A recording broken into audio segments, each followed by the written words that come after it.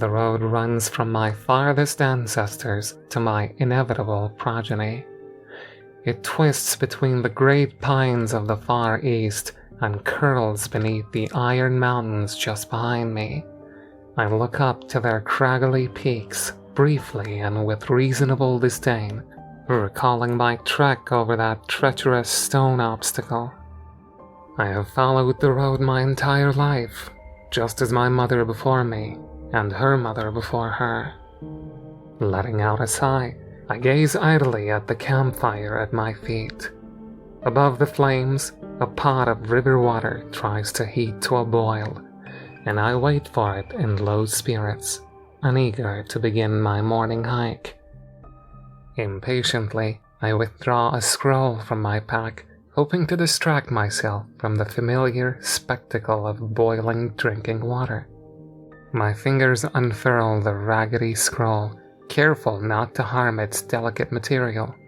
I look down over it. I hold in my hands a map of the East. My mother had entrusted it to me as she lay dying by the sour bogs. An infection had swallowed her leg, and we had had the common sense to amputate it much too late, letting the foul flesh spread to her vitals. In the damp air of the swamplands, her illness overtook her. I will never forget the look in her eyes as she handed me the map, her most prized possession. She looked deeply sad, and at the time, I had assumed it the result of her own inability to complete her quest. Looking over the worn chart, I find the bogs and let my finger press quietly against the simple illustration that adorns the map. Sliding my finger forward, I follow the path I had taken. After the bogs, I cross the hanging woods, massive trees that had lined the road, each oddly stripped of their branches. The bare trunks stretched undeterred up to the sky, towards a sun that seemed to have abandoned them. Past the woods, I had come to the charred remains of a village. I've never seen an actual town before, but Mother always told me that ruins like these had once housed numerous families all at once. The families here apparently had interest in some kind of lizard-bird hybrid deity. I found numerous statues and idols devoted to this winged lizard creature, littering the mantels above empty fireplaces, and standing vigilant before collapsing doorways whose masters had long since left them behind. One massive stone figure kept watch at the center of the settlement, and I couldn't help but feel somber as I looked over the divine, scaled being. Whoever lived here had truly loved that god they had invented. I suppose it's not too crazy, though. Everyone needs something to live for, even if it is all made up. Beyond the burned village, I had spent ages traversing the Sea of Salt. As I look over it now on the map, I cannot help but appreciate its sheer magnitude and feel at least somewhat impressed that I had overcome it. Truly, it had been one hell of a trial. The sun had dried up all the ocean water that legend claimed had once lay there, leaving a massive patch of salted earth. Nothing grew, nothing moved, and to pass through, I had hoarded dozens of canteens of water. I had crafted the canteens from deer stomachs that I had painstakingly hunted down one at a time. Those dead lands had marked the edge of the map, and as I sit now, I grow sad that that scrap of paper could not have guided me longer. From then on, I simply followed the road blindly, hoping that after every hill or bend in the trail, my eyes would find the end.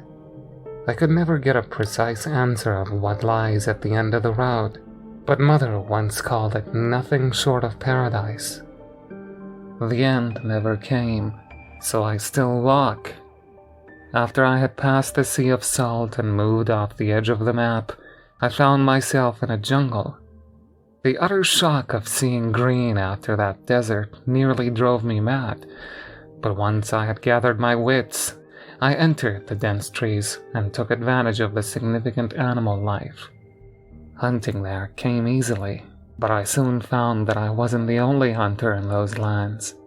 Great reptiles that crept on 6 legs would stalk up beneath the foliage and lunge for my feet. The first caught me off guard and nearly took my leg, but somehow I managed to stick my dagger through its eye socket before it had the chance to shut its jaw. I roasted the scaled beast over the fire and rather enjoyed its meat, though it had an odd, overly chewy texture. As I bit into its hind leg, I wondered if that winged lizard god of those villagers had somehow been inspired by creatures like these, or perhaps even existed in the flesh somewhere beyond the horizon. Just past the jungles, I had to make my climb over the Iron Mountains, a task that had nearly killed me on numerous occasions. At that point, the road climbed almost vertically, and I had to construct some grappling tools from some vine and bones out of the jungle. I constructed 4 of the things, 2 of which broke into pieces upon hitting rock, and 1 of which fell down a seemingly bottomless crevasse not too far from the peak. I fell down a shallower pit as well at one point, spraining my wrist pretty badly and hurting my ribs. All the skin beneath the left side of my chest is still discolored and bruised from the rough landing. As I recall this last step of my journey, steam rises gently from the pot. I tuck the map away in my pack and pull the pot off the fire. After letting it cool, I drink down as much of the water as I can stomach. I chew down several large nuts that I had gathered just yesterday and pack the metal pot back in with my other belongings. Getting to my feet, I sling the weighty pack over my shoulder and take the first step onward. My dagger hangs sheathed at my hip.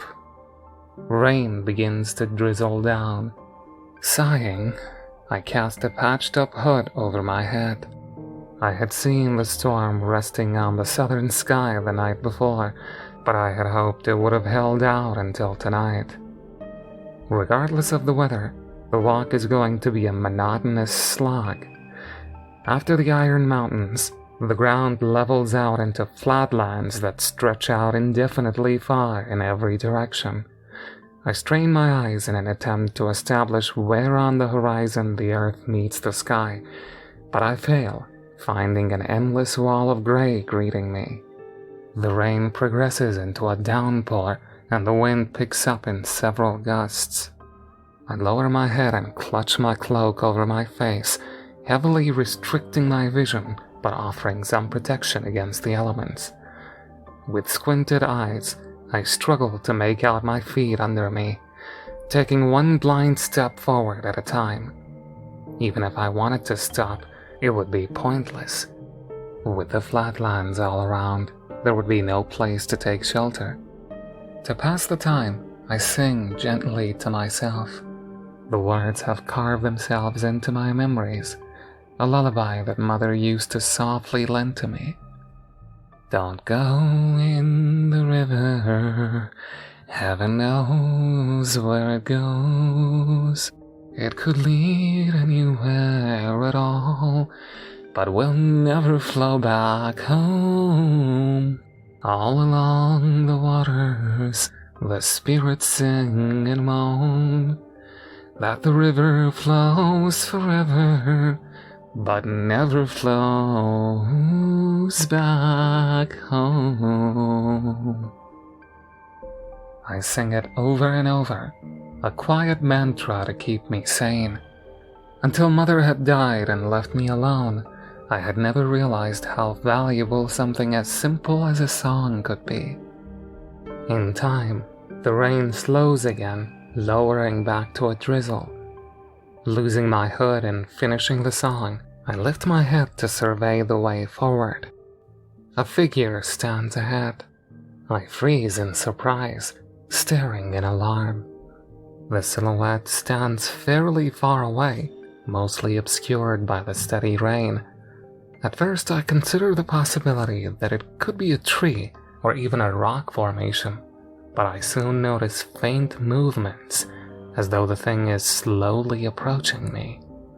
A gut reaction tells me to find some place to hide, and as I look around, I find, to my dread, the same empty flatland that had surrounded me before the rainfall. A chilled wind gusted by as I consider retreat. I could turn back or even make a run for it, but then again, that would waste a lot of energy and erase some of the progress that I had already made.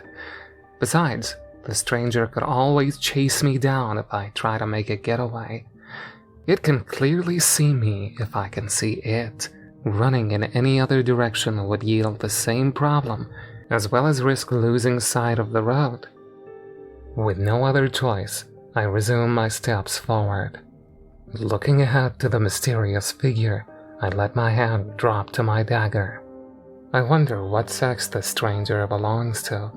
I've never actually seen a man, but Mother had warned me about them. From this distance, I struggle to tell the build of the stranger, unable to even determine a vague estimate for a height. The wind lets out a howl as the stranger and I maintain our steady approach. I find my grip tightening over my dagger's hilt and can't help but notice that the stranger holds some kind of long instrument at its side. After a few more paces forward, I realize that the item is in fact a spear. In response, I draw the dagger and hold it at the ready. At about 20 steps apart, we stop. Neither of us speaks, standing out in the rain. It wears a heavy coat and mask, hiding away any features I could use to learn more about it. My eyes lowered to the jagged spear hanging from its grip. The stranger seems to have crafted the spearhead from a jagged shard of bone and bound it to the pole with what looks like hair. With careful movements, the spear's wielder holds up the weapon at the ready before speaking in a clear, ringing voice. "Lower your blade and I'll do the same." After overcoming my surprise that it speaks the same words as me, I gently let my dagger back into its sheath. In response, the stranger points the spear up to the dull sky and holds the weapon as one might a walking stick. "So you came from the east?" the stranger asks. "Yes," I reply, "from far past the mountains." "Could you tell me what lies that way?" "I have a map," I state, removing the scroll from my pack. "If you set your spear down, you can have a look." The stranger considers this for a moment. "All right, but you need to set down your knife as well." "Fair enough." At the same time, and keeping an eye on the other, we set our weapons down on the road. The stranger pulls off the mask and we step forward to meet in the middle. From up close, I can tell with near certainty that the stranger is also a woman. "We're off the map," I explain, pointing past the edge of the page. "If you follow the road over the mountain, there is a jungle. After the jungle, the road leads through the sea of salt, which takes it onto the map, here." "I see," she says, before glancing up over the mountainside. "What lies to the west?" I ask, pointing forwards. "I actually have drawn out a map of my own," the stranger says, taking off her pack and digging through her supplies. "Here," she says, handing me a tattered page. Upon the page, a hand-drawn map has been scrawled, revealing a vast landscape that I have yet to encounter. "I followed it as far as I could," she says, "but it ends on the mountainside. Would you be willing to trade maps, seeing as how you seem to be through with yours?" "All right," I agree at last, realizing that knowing the way forward must be more important than knowing the way back. After exchanging maps, we stand in silence for a while. "You know," the stranger says, "my family has followed this path for generations. Has yours done the same?" I nod quietly in response. The rain keeps its steady descent as we both consider the implications of our meeting. At last, and with a sigh, I speak. "I need to keep going. Best of luck on your travels." I step back, picking up my dagger and sheathing it away. "Good luck to you as well." The stranger nods, grabbing her spear and lowering the mask back over her face. We step around each other in a wide circle before continuing on our way. My steps ring against the stone road, and I keep my gaze forward as I walk. I keep walking until the stranger disappears from my sight, far behind. Once again in solitude, my pace slows to a halt and I stand motionless. Is this the end of the road? How on earth could I still believe paradise lay ahead? How could any of what I've been told, what I trusted in for my entire life, possibly be true now? Has my family toiled away for nothing, hunting down a red herring lifetime after lifetime? How much has been sacrificed to seek out this wretched end? Rainwater runs slowly down my face as I realize the answers to my questions. I don't care. Gradually, my despair gives way to understanding, and I slowly pull myself back together with a shrug. Looking down the road, I realize that it's the only thing that has kept me human over the years. It's the only thing that has given me purpose of any kind. I get back to my feet and take the first step forward towards a false skull. I hold the stranger's map out ahead of me, knowing it could take lifetimes to pass through.